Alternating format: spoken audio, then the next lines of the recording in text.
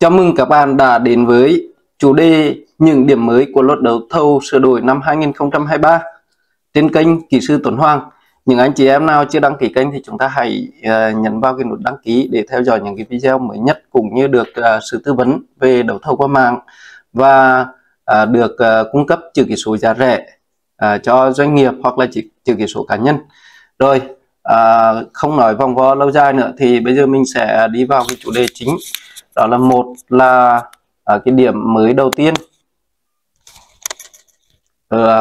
luật sửa đổi bổ sung luật đấu thầu 22 số 22 2023 Quốc hội 15 2023.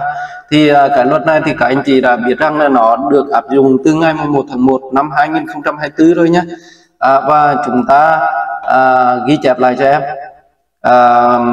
Em sẽ để một cái link ở dưới phần mô tả của video này, thì các anh chị nhập cái email vào cho em và em sẽ gửi cái tài liệu qua email cho các anh chị. Rồi, đầu tiên đó là chúng ta sẽ xem cái phạm vi áp dụng của luật đấu thầu. Đối với cái luật đấu thầu cũ 2023 thì chúng ta sẽ có là phạm vi áp dụng đó là tổ chức cá nhân tham gia hoặc có liên quan đến hoạt động đấu thầu. Tại điều 1 của luật đấu thầu, đó là tổ chức cá nhân có hoạt động đấu thầu không thuộc phạm vi điều chỉnh của luật đấu thầu 2013 và được áp dụng quy định của luật đấu thầu 2013. Trường hợp chọn áp dụng thì tổ chức cá nhân phải tuân thủ quy định liên quan của luật đấu thầu. Còn đối với cái so sánh của cái luật đấu thầu 2023 thì ở đây chúng ta sẽ có bao gồm này, thứ nhất là hoạt động đấu thầu có sử dụng vốn ngân sách nhà nước theo quy định của luật đấu thầu ngân sách nhà nước, thực hiện dự án đầu tư dự toán mua sắm của cơ quan nhà nước, rồi các cái tổ chức chính trị xã hội, tổ chức nghề nghiệp, tổ chức xã hội nghề nghiệp, tổ chức xã hội thuộc lực lượng vũ trang nhân dân, rồi cung cấp sản phẩm dịch vụ công, mua thuốc hóa chất, vật tư xét nghiệm, mua hàng dự trữ quốc gia, thuế bảo quản hàng dự trữ quốc gia, trừ hoạt động mua trực tiếp rộng rãi của mọi đối tượng theo quy định pháp luật về dự trữ quốc gia. Cái thứ hai là hoạt động lựa chọn nhà thầu thực hiện thì các gói thầu thuộc dự án đầu tư của doanh nghiệp nhà nước theo quy định của doanh nghiệp và doanh nghiệp do nhà nước nắm giữ 100% vốn điều lệ, gói thầu trang bị cơ sở vật chất kỹ thuật, máy móc thiết bị hỗ trợ khoa học về công nghệ, rồi hoạt động lựa chọn nhà thầu thực hiện các dự án, rồi tổ chức cá nhân có hoạt động đấu thầu, vân vân. Đó, những cái điểm này. Như vậy thì mình tóm gọn lại cái điểm mới, đó là về cái phạm vi áp dụng, đối tượng áp dụng đó là so với luật đấu thầu 2023 thì so với cái luật đấu thầu cũ năm 2013 thì cái luật đấu thầu mới đã bổ sung thêm cái đối tượng áp dụng ở điểm A khoản 2 điều 2, cụ thể đó là doanh nghiệp nhà nước nắm giữ 100% vốn điều lệ. Đó là cái điểm thứ nhất. Điểm thứ nhất từ cái phút 1 đến 3.40.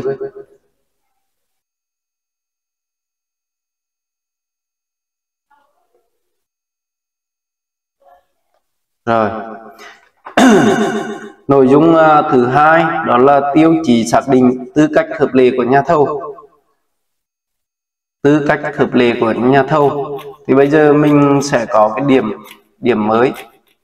Điểm mới của theo điều 5 của luật đấu thầu 2023 thì đã bổ sung thêm cái khoản 2, cụ thể đó là cái hộ kinh doanh được đưa vào đối tượng tham gia hoạt động đấu thầu.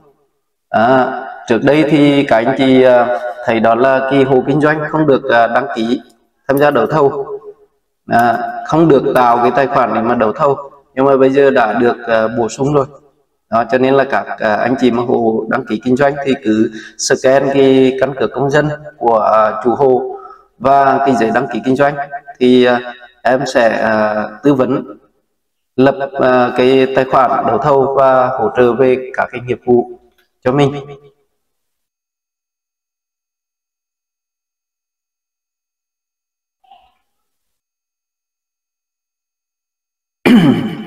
Rồi cái điểm mới thứ ba đó là quy định về trường hợp hủy thầu. Hủy thầu thì bây giờ em đã có các hai cái cột.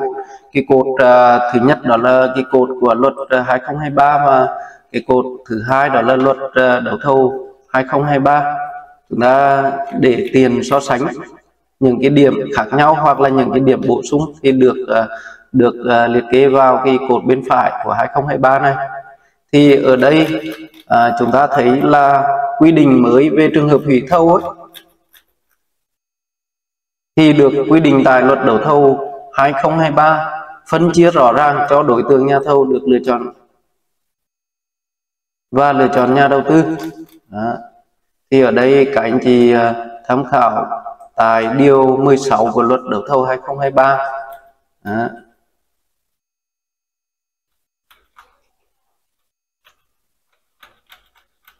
Đó là nói về trường hợp hủy thầu.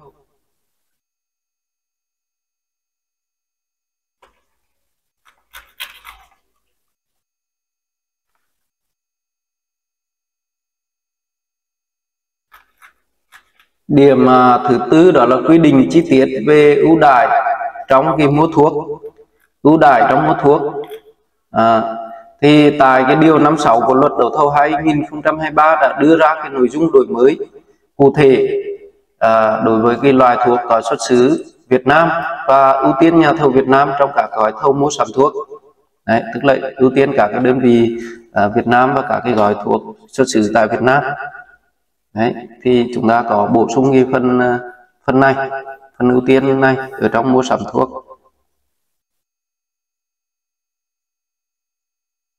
Rồi, cái điểm số 5.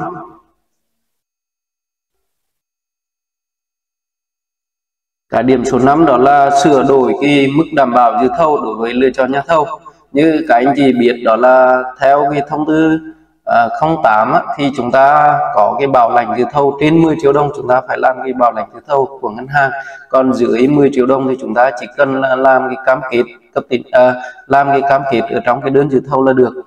Còn ở đây đối với luật đấu thầu 2023 cụ thể là điều 14 thì chúng ta đã có cái quy định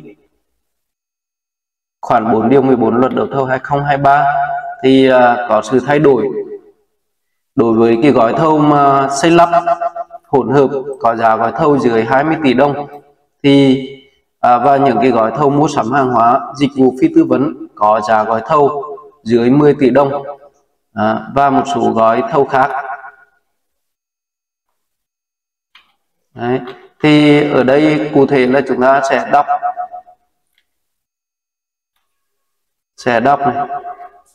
Mức đảm bảo dự thầu là từ 1 đến 1,5% giá gói thầu áp dụng đối với gói thầu xây lắp, gói thầu hỗn hợp và có giá gói thầu không quá 20 tỷ đồng. Đối với gói hàng hóa mua sắm dịch vụ phi tư vấn có giá gói thầu không quá 10 tỷ đồng. Và từ 1,5 đến 3% áp dụng cho gói thầu không thuộc các trường hợp quy định tại khoản A, điểm A khoản 4. Rồi từ 0,5 đến 1,5% tổng vốn đầu tư của dự án đầu tư kinh doanh. Và ở đây chúng ta sẽ biết đó là cái quy định mới của đấu thầu đó là dưới 20 triệu đồng. Dưới 20 triệu đồng thì chúng ta không cần phải làm cái bảo lãnh, và trên 20 triệu đồng thì chúng ta từ 20 và lớn hơn 20 triệu đồng thì chúng ta cần phải làm cái bảo lãnh. Nó khác với cái cũ đó là dưới 10 triệu thì bây giờ chúng ta có mốc là 20 triệu đúng không ạ? Đó là vấn đề về bảo lãnh dự thầu.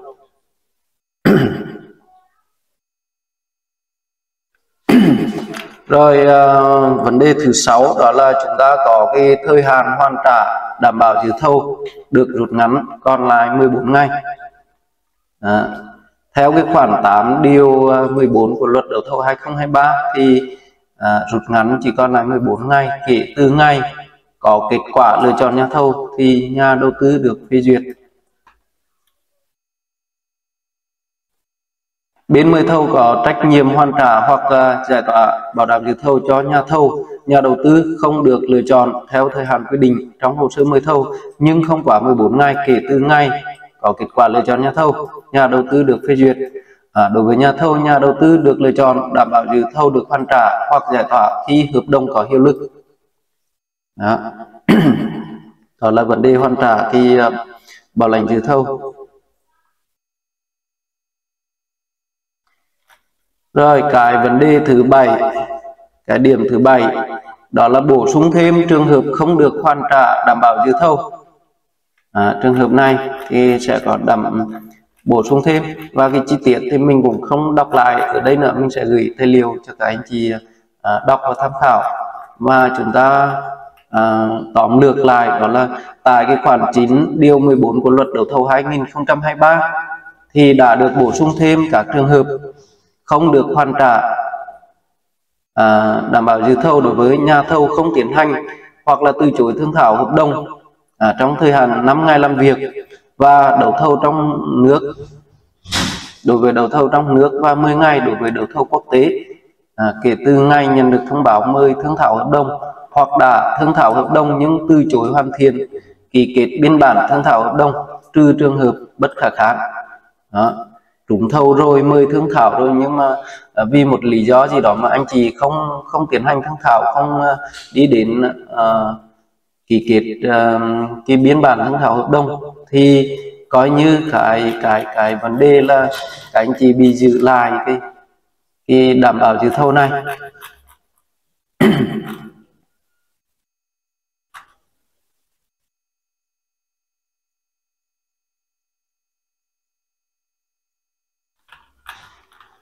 Rồi cái vấn đề thứ 8,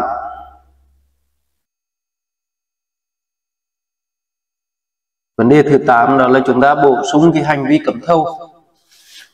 Hành vi cấm thầu, thông thầu quy định tại cái điểm khoản 3 điều 16 luật đấu thầu 2023 bổ sung thêm quy định về việc là nhà thầu, nhà đầu tư có năng lực kinh nghiệm đã tham gia dự thầu và đáp ứng yêu cầu của hồ sơ mời thầu nhưng cố ý không cung cấp tài liệu để chứng minh năng lực kinh nghiệm, khi được bên mời thầu yêu cầu làm rõ hồ sơ dự thầu, hoặc khi được yêu cầu đối chiếu tài liệu nhằm tạo điều kiện để một bên trúng thầu, nhờ đó tăng tính minh bạch trong công tác đấu thầu, giúp hạn chế tình trạng thông thầu. Đó.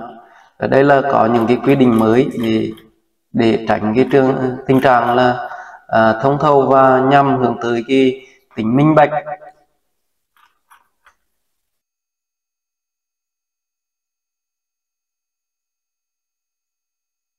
Điểm thứ 9 đó là chúng ta sẽ điều chỉnh các trường hợp vi phạm đối với chuyển nhượng thầu.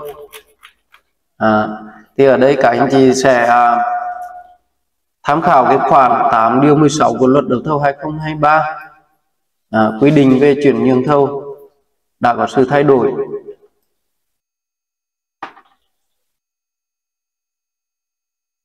Nay là giao trách nhiệm cho chủ đầu tư và tư vấn giám sát trong vấn đề này, thay vì quy định theo khung cứng như trước đây. Thì các anh chỉ đọc cái khoản 8 điều 16 luật đấu thầu. Cái luật đấu thầu 2024 thì mình cũng để ở trong cái email luôn, các bạn cứ ghi vào, nhập cái email vào cái đường link ở dưới này thì mình sẽ gửi email tặng cho các bạn.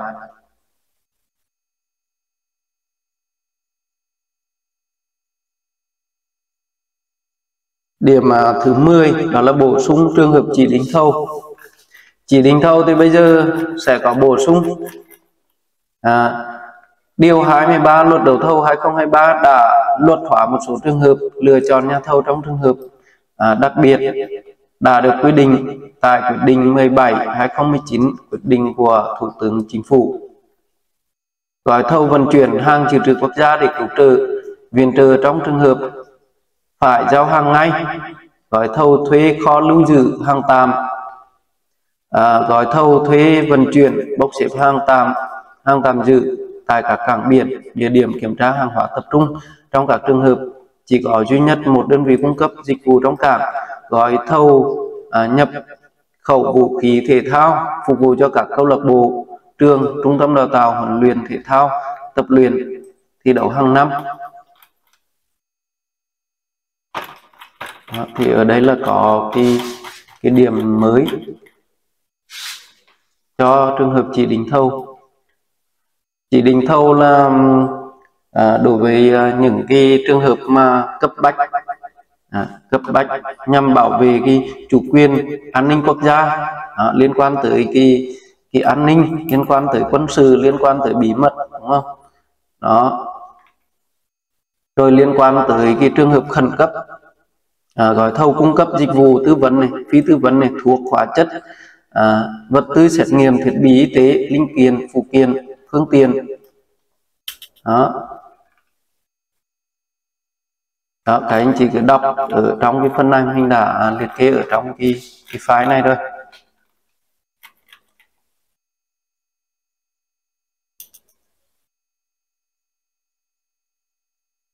Điều thứ 11, điểm thứ 11 đó là chúng ta thấy đó có cái sự bổ sung gói thầu được áp dụng hình thức chào hàng cạnh tranh. Hình thức chào hàng cạnh tranh. Hình thức chào hàng cạnh tranh thì ở đây chúng ta sẽ có này, theo điều 24 của luật đấu thầu 2023, quy định chào hàng cạnh tranh được áp dụng đối với gói thầu có giá gói thầu không quá 5 tỷ đồng thuộc một trong các trường hợp sau đây. Thứ nhất đó là gói thầu dịch vụ phi tư vấn thông dụng đơn giản, gói thầu mua sắm hàng hóa thông dụng có sẵn trên thị trường, gói thầu xây lắp công trình đơn giản đã được có thiết kế bản vẽ thi công được phê duyệt, gói thầu hỗn hợp cung cấp hàng hóa xây lắp, trong đó nội dung xây lắp đáp ứng tại khoản 3 điều 24. Tức là dưới 5 tỷ đồng thì chúng ta được quy định là chào hàng cạnh tranh.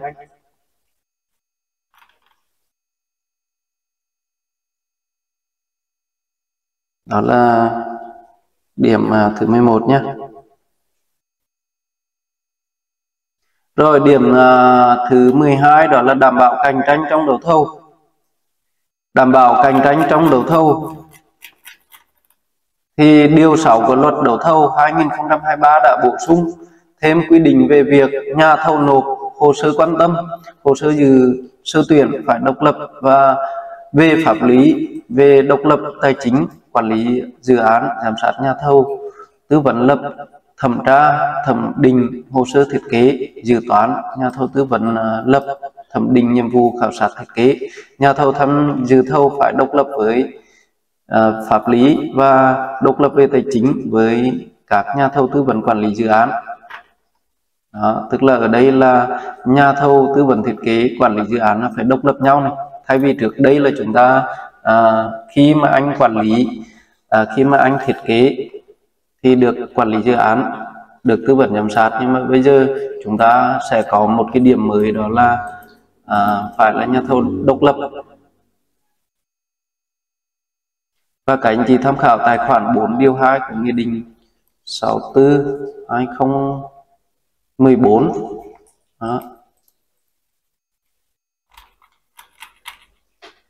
Đó là cái điểm mới số 12.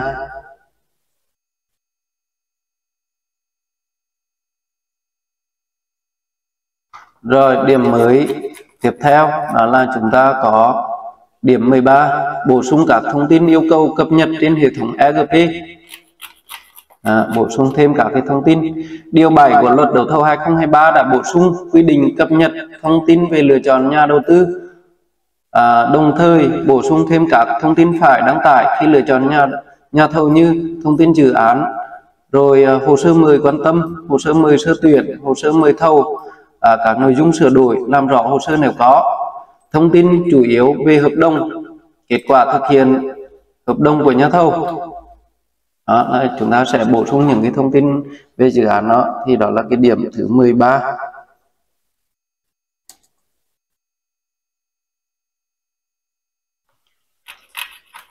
Điểm thứ 14 đó là chúng ta bổ sung thêm vào cái nội dung kế hoạch lựa chọn nhà thầu. Tại khoản 8 điều 39 của luật đấu thầu 2023 thì cho phép tùy chọn mua thêm 30% khối lượng tương ứng trong hợp đồng khi xây dựng kế hoạch lựa chọn nhà thầu. Đó là điểm 14.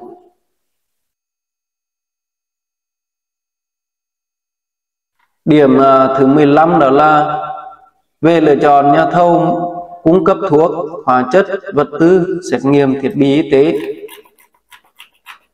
Ở đây có sự so sánh và tóm tắt lại thì chúng ta sẽ so với trước đây điều 48 của luật đấu thầu 2013 quy định khái quát về nhà thầu cung cấp thuốc, vật tư y tế tại điều 55 luật đấu thầu 2023 bổ sung một số quy định mới đáng chú ý nhằm giải quyết những khó khăn vướng mắc trong hoạt động đấu thầu mua thuốc, hóa chất, vật tư xét nghiệm và thiết bị y tế. Điểm nổi bật về đấu thầu trong lĩnh vực y tế đó là các cơ sở y tế công lập từ quyết định mua thuốc, ngoài danh mục thuốc, chi trả của bảo hiểm y tế, mua vaccine để tiêm chủng theo hình thức dịch vụ. Tức là ngoài cái danh mục bảo hiểm y tế thì những cái điểm đó được mua thuốc ngoài danh mục danh mục chi trả bảo hiểm y tế, mua vaccine để theo cái hình thức dịch vụ, theo giá dịch vụ.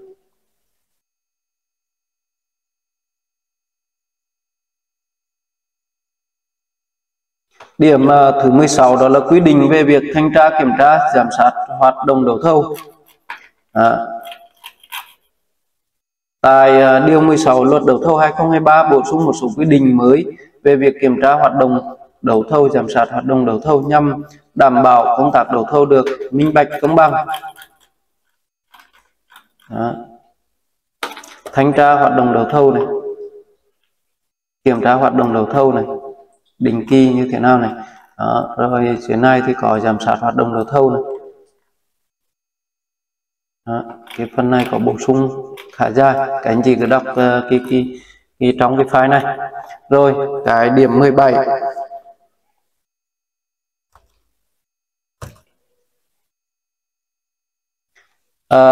đấu thầu qua mạng được áp dụng với tất cả gói thầu từ năm 2025,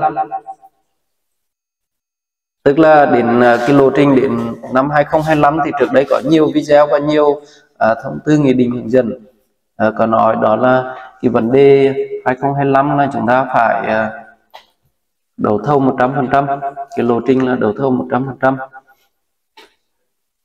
tất cả các gói thầu. Thì tại điểm B khoản 1 điều 50 của luật đấu thầu 2023 từ ngày 1 tháng 1 2025 áp dụng đấu thầu qua mạng đối với tất cả gói thầu trừ trường hợp không đấu thầu trên hệ thống đấu thầu mạng quốc gia theo quy định khoản 5 của điều 50 luật đấu thầu 2023. Ở đây thì luật đấu thầu 2013 chưa quy định cái điều này, thì cái vấn đề này được bổ sung thêm. Đó.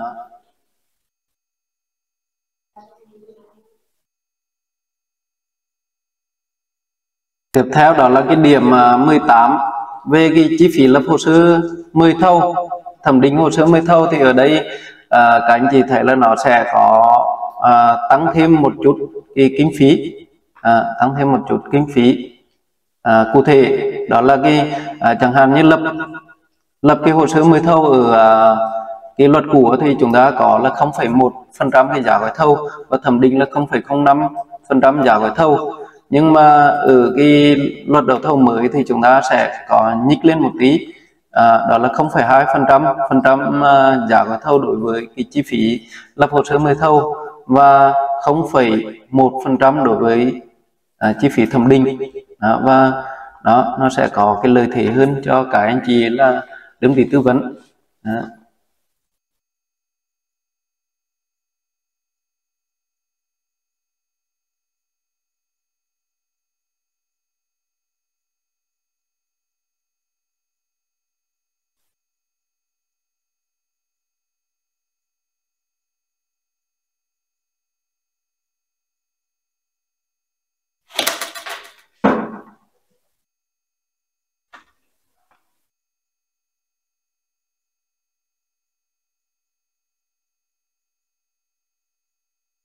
Ok, như vậy là anh chị em đã xem xong những cái điểm mới của cái luật đấu thầu 2023.